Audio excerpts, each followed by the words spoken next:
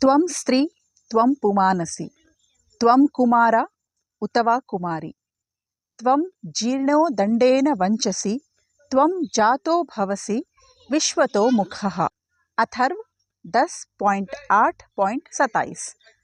मतलब अथर्ववेद 10वां अध्याय 8वां सूक्त और 27वां मंत्र। अभी तक हमने सपर्यगात मंत्र से भगवान का स्वरूप क्या है, भगवान निराकार है, ये हमने जाना। अभी हम इस मंत्र का अर्थ जानेंगे। चलिए शुरू करते हैं। नमस्कार, ज्ञान मुकुट तक में आप सबका स्वागत है। ये जो मंत्र है त्वं स्त्री त्वं पुमानसि, ये किसके बारे में बात कर रहा है? ये जीवात्मा मतलब आत्मा के बारे में बोल रहा है। अभी तक हमने परमात्मा के बारे में जाना, अभी जीवात्मा के बारे में जानेंगे। बहुत लोग आध्यात्म में साधना करते हुए भी ऐसे बोलते रहते हैं कि हाँ, तुम औरत हो, तुम काम करने के लिए ही बनी हो, तुम्हें कुछ पढ़ना नहीं है, तुम्हें घर में ही काम करना है। ऐसे बहुत लोग आज भी सोचते हैं। अगर कोई ऐसा बोल रहा है तो वो बिल्कुल आध्यात्म में नहीं है, वो अभी तक भौतिक रूप, भौतिक स्टेज में ही है, ऐसे हमें समझ लेना चाहिए। क्योंकि जीवात्मा का कोई लिंग होता नहीं है। जीवात्मा जिस शरीर में होता है उस शरीर के रूप से हम जीवात्मा के साथ औरत या आदमी के हिसाब से हम उसके साथ व्यवहार करते हैं। जीवात्मा का कोई लिंग नहीं होता, यही ये मंत्र बोल रहा है। त्वं स्त्री मतलब ये आत्मा को बोल रहा है, तुम स्त्री हो मतलब औरत हो। और त्वं पुमान असि, पुमान असि का मतलब है तुम पुरुष भी हो। त्वं कुमारा उत वा कुमारी, तुम कुमार हो और तुम कुमारी भी हो। त्वं जीर्णो दंडेन वंचसि, त्वं जातो भवसि विश्वतो मुखः। त्वं जीर्णो दंडेन वंचसि मतलब जब ये शरीर जीर्ण हो जाता है। वैदिक भाषा में जीर्ण का अर्थ होता है जब ये घिस जाता है, मतलब इसका पूरा उपयोग जब हम ले लेते हैं, ये शरीर पूरा अभी यूज़ करने के लायक नहीं होती है। जब पूरा बुढ़ापा हमें आ जाता है तब हम जितना इसका यूज़ लेना था उतना यूज़ ये हो गया है, अभी इसको हम उपयोग नहीं कर सकते। जब बुढ़ापा आ जाता है तो दंडेन वंचसि, डंडा पकड़ के तुम डगमगा के चलने लगते हो, मतलब डगमगाने लगते हो, तब ये शरीर उपयोग के लायक नहीं रहता, तब आत्मा शरीर को छोड़ देती है। और त्वं जातो भवसि विश्वतो मुखः मतलब पूरे ब्रह्मांड में, पूरे यूनिवर्स में कहीं भी तुम पैदा हो सकते हो। विश्वतो मुखः मतलब पूरे विश्व में कहीं भी तुम पैदा हो सकते हो। ये संक्षिप्त रूप से इस मंत्र का अर्थ है। अब थोड़ा इसको विस्तार से जानते जाएंगे। त्वं स्त्री त्वं पुमानसि तो हम जानते ही हैं, पुमान मतलब पुरुष होता है। तुम स्त्री भी हो, तुम पुरुष भी हो, ये आत्मा को बोला जा रहा है। तुम कुमार भी हो, तुम कुमारी भी हो, तुम जीर्णो दंडेन वंचसि।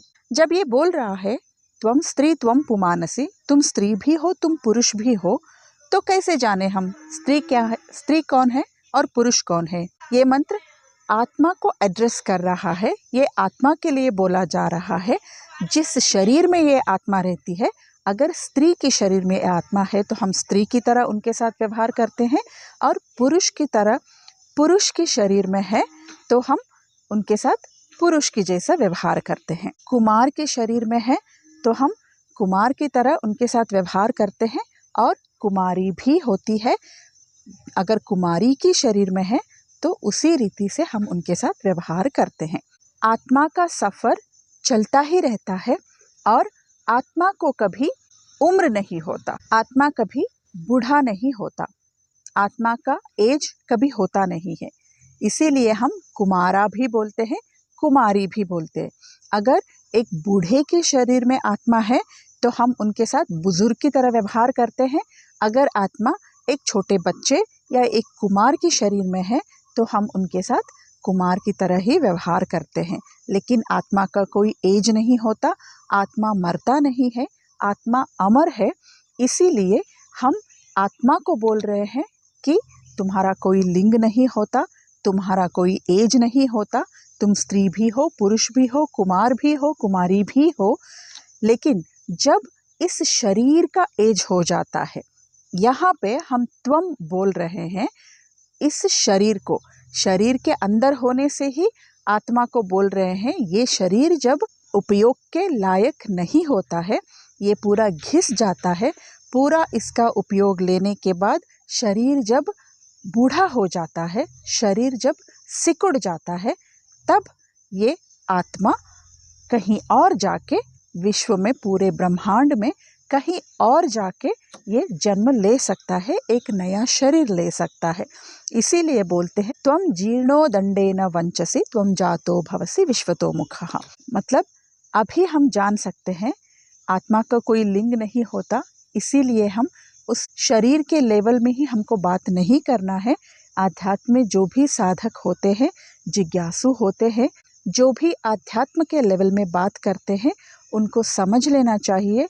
हम ऐसे नहीं बोल सकते कि तुम औरत हो, या लड़कियों को वेद का अधिकार नहीं है, वेद पढ़ने का, वेद जानने का अधिकार नहीं है। वो खुद ही बहुत ही नीचा लेवल में है, वो अभी तक आध्यात्म में ऊपर तक पहुँचे ही नहीं हैं, क्योंकि इतनी छोटी सी बात भी वो नहीं जानते कि वेद सारे आत्मा के लिए है, आत्मा की उन्नति के लिए, आत्मा का बल बढ़ाने के लिए, आत्म शुद्धि के लिए सारे वेद मंत्र है। और जब ये आत्मा के लिए बोला जाता है तो आत्मा का कोई लिंग नहीं होता, चाहे वो स्त्री की शरीर में हो या पुरुष के शरीर में, वेद तो सबके लिए है। इतनी छोटी सी बात वो नहीं जानते, इसीलिए वो ऐसे बोलते रहते हैं कि ये इनके लिए नहीं है, उनके लिए नहीं है करके। आध्यात्म में जो भी साधना कर रहे हैं उनको ये बात समझ लेनी चाहिए कि भगवान का कोई आकार नहीं होता, भगवान निराकार होता है, भगवान हर जगह होते हैं और भगवान इनफैक्ट हमारे अंदर ही होते हैं। और आत्मा का कोई लिंग नहीं होता है, जिस शरीर में है उस शरीर के रूप से हम उनके साथ व्यवहार करते हैं। वैसे ही सिर्फ आत्मा को देखा जाए तो उनका कोई लिंग नहीं होता और आत्मा को कभी एज नहीं होता है।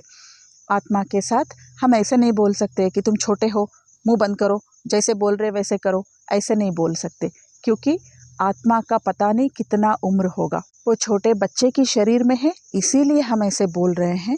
मतलब बहुत बार छोटे बच्चों, छोटों से भी हमें बहुत कुछ सीखने के लिए मिलता है, हमें बहुत कुछ सीखना पड़ता है और हमें उसको स्वीकार करना है, क्योंकि पता नहीं उनके अंदर जो आत्मा है उसका कितना उम्र होगा। बुजुर्गों को भी इसीलिए हम बोलते हैं कि वो बूढ़े हो गए, वो बुजुर्ग हो गए, मतलब उनको बहुत ज़्यादा मैच्योरिटी है।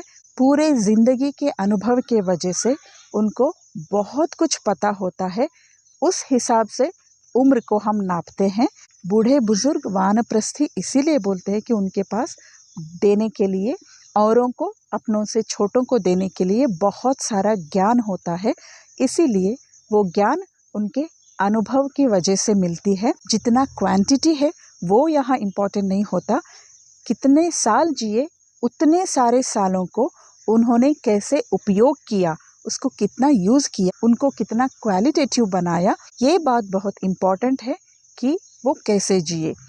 मतलब जो बूढ़े हो जाते हैं, बुजुर्ग हो जाते हैं, उनके पास अपने अनुभव की वजह से इतना सारा ज्ञान होना चाहिए कि वो अपनों से छोटों को सही रास्ते पे चला सके। वो अपने उम्र के हिसाब से छोटों को सही रास्ते पे चलाने के लिए अच्छे अच्छे बातें और अच्छे अच्छे उपदेशों से उनको सीख दे, छोटों को, कि वो अच्छे रास्ते पे, सही रास्ते पे जा सके। बूढ़े होने के बाद ऐसा नहीं कि एक कोने में बैठे रहे, उनका कुछ यूज़ नहीं है। उनके पास बहुत सारा अनुभव होता है जो उनसे छोटों के पास नहीं होता।